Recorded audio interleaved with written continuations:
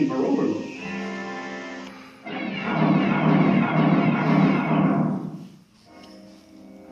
so I didn't exactly front. But you're in for a few, bug brain. Take a load off your feet. Hey! That's my Spider-Man disposal unit. Nice, Cobb. But you forgot, I can clean to any surface. Any surface?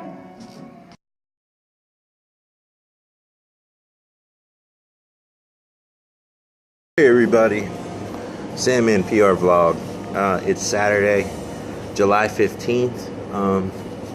Today was Comic Book Club this morning, and as promised to a few of my subscribers and friends who were interested in a spoiler review on Spider-Man Homecoming, that's what I want to get accomplished.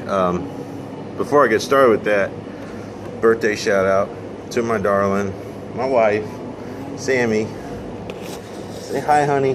Hi, honey. That was slick. Today's her birthday, so we've been out seeing stuff, doing stuff, treating her a little bit of froyo and a little bit of dinner, and we still got more things to do. There's more surprises ahead for her that she doesn't even know about. So anyway, I wanted to talk about her business that she's got going on before I get into the Spider-Man review. This is her site. It will be in the description below. This is the company that she is partnered with. It works, and you want to just say a few things about it? Not right now. Oh, Without your script in front of you? yeah. Well, they can definitely find out more on your website, at least, right? Absolutely. And it's health and beauty products, right? Health and wellness product. Health and wellness. Everyone wants to be healthy and well, right? Am I right? Am I right? Okay. So, shout this again. All kinds of bargains and deals. Or maybe you want to become your own business owner too, right? You can help them with that as well. Absolutely. So she's looking for team members, and you don't have to, it's a at-home position. So you can do it from anywhere.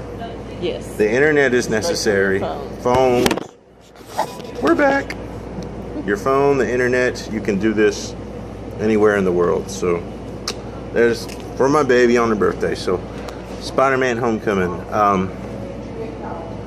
Let me reflect on what happened today at the Buchanan County Public Library. It was a great, as it always is, the meeting was awesome. Brian Shortridge, he is the gentleman that runs the meetings through the library, and he puts on a phenomenal meeting and program there, and we are so lucky to have him as a group. And there was such a good turnout today, a lot of fans. Spider-Man is a character that we're also near and dear. You know, we love this character. We've known him for years, and they're going to keep rebooting him. It's never going to get old.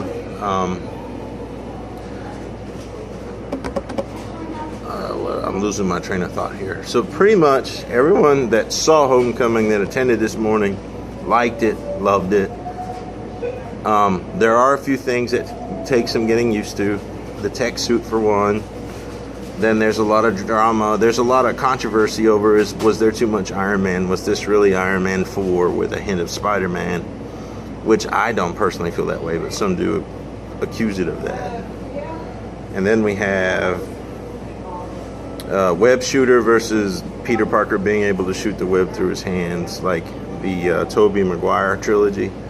Actually, if you go based on comic book lore and Marvel, Peter Parker developed the web fluid and the shooters, and that's, as Brian Shortridge would say, that shows the intelligence of Peter Parker. He's one of the smarter guys in the Marvel community, in the Marvel comic lore fandom, whatever you want to call it. They chose to use web shooters in Homecoming.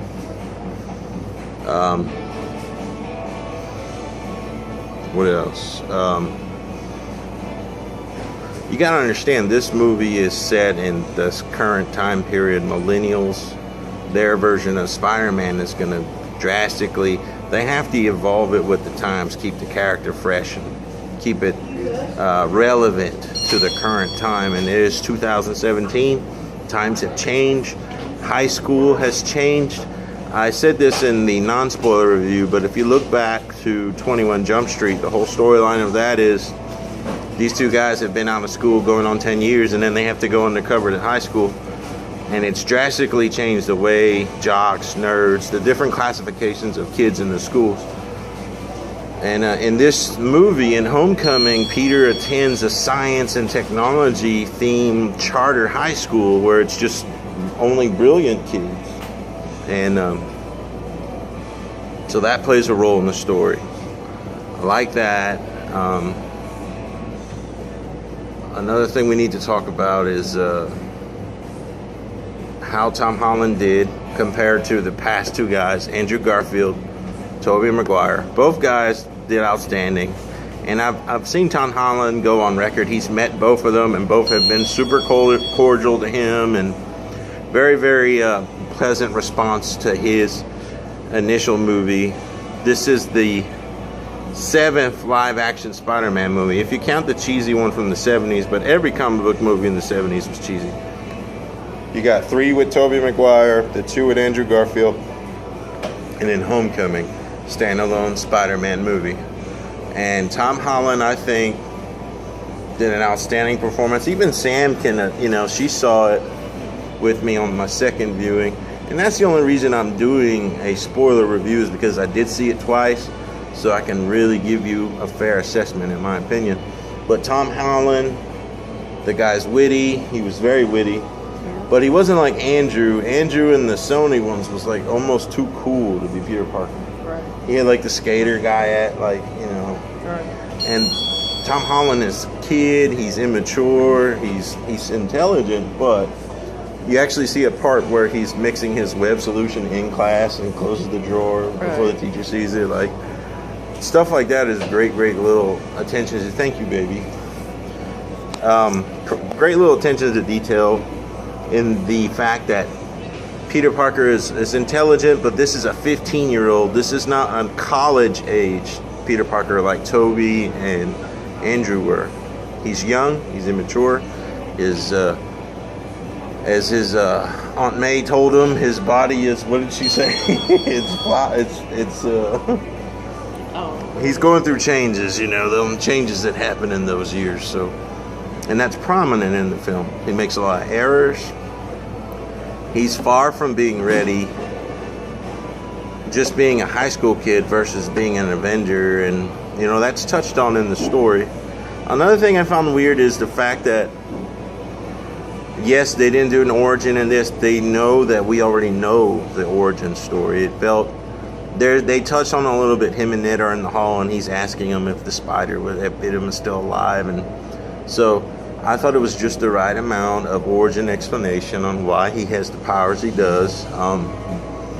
The lack of Uncle Ben dying, did that bother you any, dear? That they didn't do Uncle Ben getting shot in the robbery and all that? No, that didn't bother me. I thought we just know that happens. And it's kind of touched on when Tony actually visits him in Civil War. If you remember Civil War, Tony went to go recruit him in the Bronx. Right. And it's touched on, the crime in the area, and he knows what he's doing is good, and he's doing his homemade suit thing. And so, that was backstory enough. We discussed that today in club, so what else do I need to talk about? The big major things. So yeah, Tom Holland, we like him. This guy could very well be in the MCU, the guy that carries the banner the next 10 years, because Chris Evans, Robert Downey Jr., these guys that have been doing it for almost 10 years now. If you look back, Iron Man 1 came out in summer of 2008, and here we are 2017. That's nearly a decade. He probably filmed it in 2007, so they've been making them 10 plus years, Marvel Studios. They need some fresh blood that's going to carry the banner this point forward, and Tom Holland could be that guy. Michael Keaton was fantastic.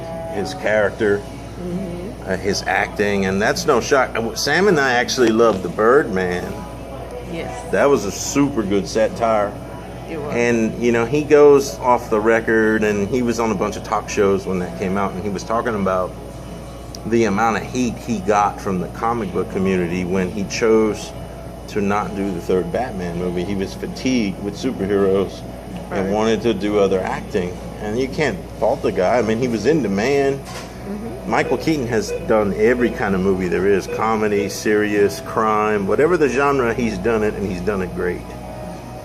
And him returning to the superhero role movies as the villain in Homecoming, like, this is a spoiler review, so we're going to talk about the scene where Peter goes to pick up his date for Homecoming, and there's like, Sam normally picks up on those things pretty easily.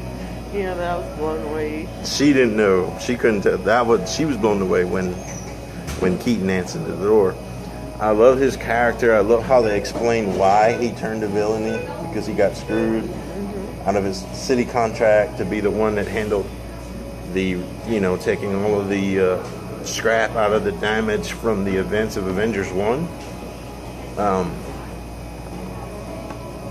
Yeah, Keaton was stellar.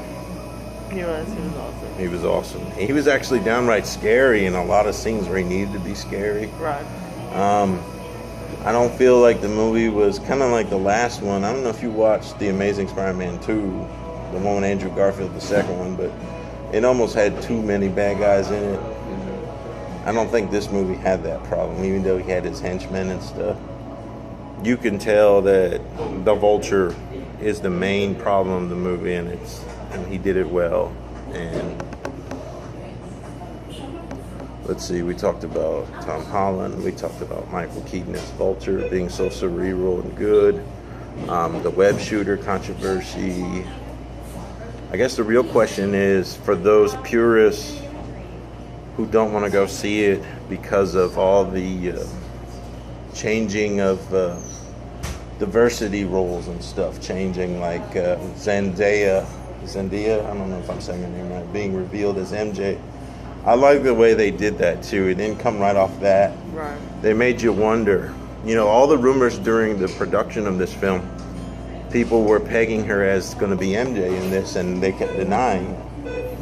And there was a lot of backlash, and people were like, oh no, that's got to be, that type person, the right person that looks like a comic MJ, and you can't stray from that.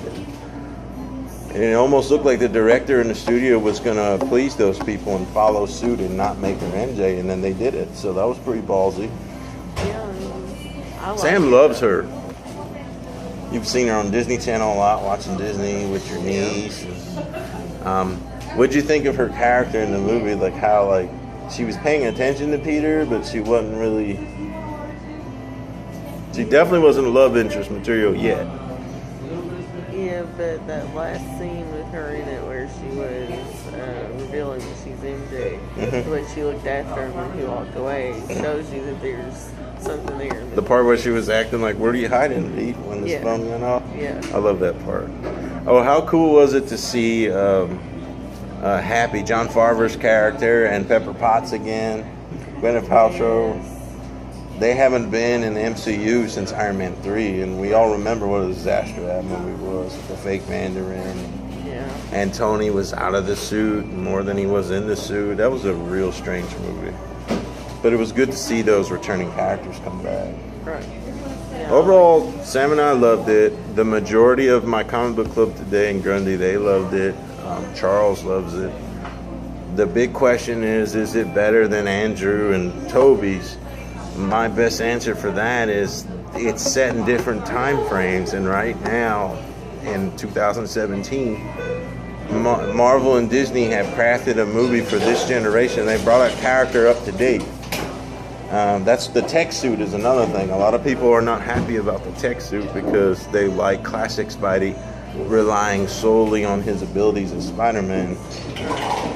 Spider sense, making web, his strength, but the tech suit changed all that. Yes. It's a funny Easter egg, and this movie's loaded with Easter eggs. The voice of his AI, Karen, is Jennifer Connelly, who is the wife of the guy who's Vision, who was Iron Man's AI in real life. Cool. Jarvis. Jarvis's actor, who then becomes Vision in Age of Ultron, is married to Jennifer Connelly in real life, and he got her the role as Spidey's AI. That's pretty awesome. You like Jennifer Connelly? She's been acting a long time. That Dark Water movie and stuff. Oh yeah. Yeah. So she was Karen. Did you thought that was cute? The conversations between. Yes, I did. Well, we look forward to more Karen in the next ones, and we will see Tom Holland as Spidey in next year's Infinity War. He's already filmed his parts of that movie. Everyone who's been in MCU is going to be in that movie. It's massive. We're talking like 30 plus superheroes versus this one bad guy who's coming to kill people. You know, we could actually lose some heroes. And like Chris Evans is at the top of the kill list, I think, because his contract's coming up, plus he's fatigued with superhero movies. Yeah. I mean, it's hard. Let's talk about the Cat high school stuff. All the little scenes he filmed for the schools, the PA. Yes. Those are great. Those are hilarious. How many more of these? There's more. Actually, I think the Blu-ray release of Homecoming is going to have nothing but those, including ones that didn't make it to the final release of him doing those. Yeah. But we thought that was great. The cast was great. Did you like his pal Ned? I did like Guy in the chair? The comedy. Let's talk about, is the movie too funny? Is it too funny and not enough action? I thought it was a good combination. I thought it was a good combination. I think Guardians is more funny than this still. Like, Guardians is definitely more comedic in nature because it is so, like, far-fetched as far as the appearance of the characters, greens and blues, and a talking raccoon, Groot. I mean, Right. it's almost hard to make that a serious movie because everything is so outlandish. It's true. But Homecoming, I thought, had just the right amount of wit, comedy. Peter Parker has to be witty, not just intellectually, but with his remarks, and I thought this had that. So I've kept saying longer than I wanted to. It's her birthday, so we're gonna get on what we have to do. But shout out to RC Cola, to my homeboy Josh Pence. I'm gonna do my unboxing. I got some friend mail from him, birthday present. And shout out to Unboxing Art. I won his Wing Tech Suit Spider-Man Homecoming Marvel Legend in his giveaway. I'm so stoked. I haven't won a YouTube giveaway before, so I'm pretty happy. Awesome. I can't wait to get that legend. Thank you so much, Arthur. And until later, hope you've enjoyed my take on Homecoming, and I hope you will allow yourself to go see it. If you needed a reason to go, you should go, because this is the most full I've seen the theater all summer. We saw Wonder Woman. We saw Guardians. Me and Charlie saw Transformers. Never has the theater been more full than Spider-Man. Spider-Man is synonymous with summertime blockbuster movies. If you go back to the Tobey Maguire ones, they were always in the summertime when they came out. And I remember back when the economy was so much better, and like when I was in the city, megaplexes, just when you go see a Spider-Man movie, it was crowded, it was packed, it was busy. But anyway, thank you guys, and I have an unboxing coming up from Josh Pence. Just hit 2K subscribers. He's probably at 2K 100 already now. 2,100. His rate is unprecedented. His success. He's a great dude, and I understand why. So anyway, until then.